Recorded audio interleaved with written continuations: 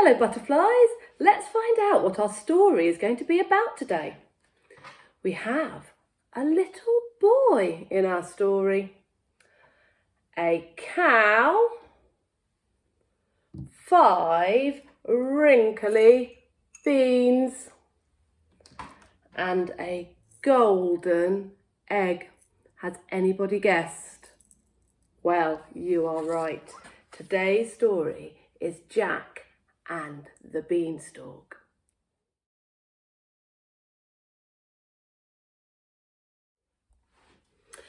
Jack and his mother were so poor, they never had enough to eat. One morning they had nothing left at all. "You'll have to take the cow to market and sell her," Jack's mother said sadly.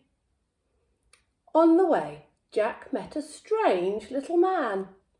"I'll give you these for your cow," said the little old man, holding out 5 wrinkly dried beans.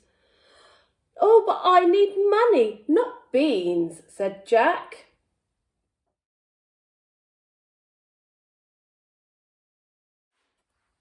"Ah, but these are magic beans," said the little man. "If you plant them, they will grow into a beanstalk so tall it touches the sky." "Amazing," said Jack. He gave his cow to the little man, took the beans and ran off home.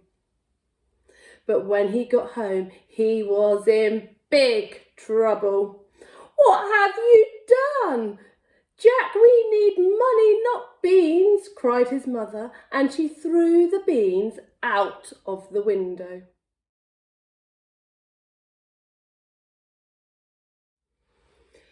Poor Jack went to bed hungrier and gloomier than ever. What were they to do? In the morning, even his room seemed gloomy. His room seemed gloomy? Just a minute. Outside his window was a giant beanstalk, so tall it touched the sky.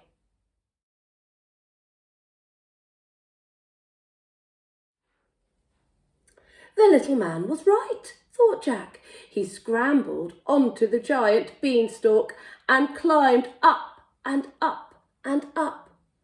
And there at the top he found a giant castle with a giantess in front of it. Jack gulped. Then his tummy rumbled. "Excuse me," he called out. "Please could you spare some breakfast?" The giantess picked him up. "My husband munches and crunches little people like you," she said. "I'll give you breakfast, but you'd better be gone before my husband gets home." She whisked Jack inside and set him down next to an enormous crusty loaf. Breakfast had never tasted so good.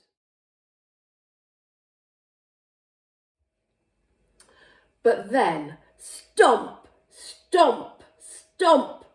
"Quickly, hide in here!" The giantess stuffed Jack into a pot just as the giant strode into the kitchen. "Fee, fi, fo, fum!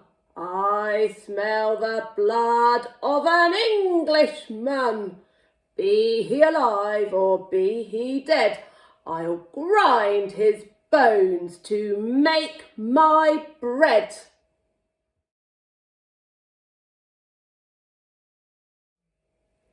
"Where is he?" demanded the giant, and he started to search the table. "You're imagining things," said his wife. "Eat up your breakfast and I'll bring you your hen." She returned with the hen and put it on the table. "Lay," commanded the giant. Clink! The bird laid a gleaming golden egg.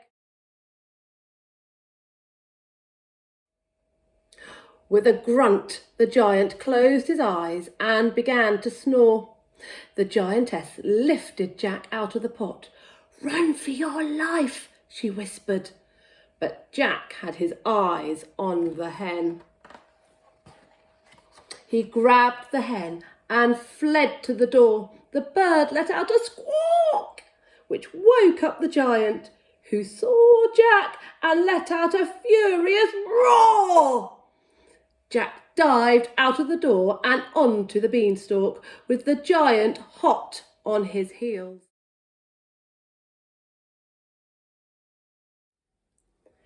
Jack scrambled down the beanstalk as fast as his legs would carry him. "What's going on?" shrieked his mother from down below. "Is that a giant?" "Just bring the axes," cried Jack. Jack and his mother chopped and chopped at the beanstalk. It creaked and it wobbled, then it toppled over sideways. The giant was flung far over the hills.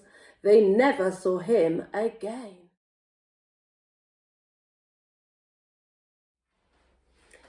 As for Jack and his mother, they lived happily ever after. Each morning the hen laid a golden egg, so they grew rich, and Jack never climbed a beanstalk again.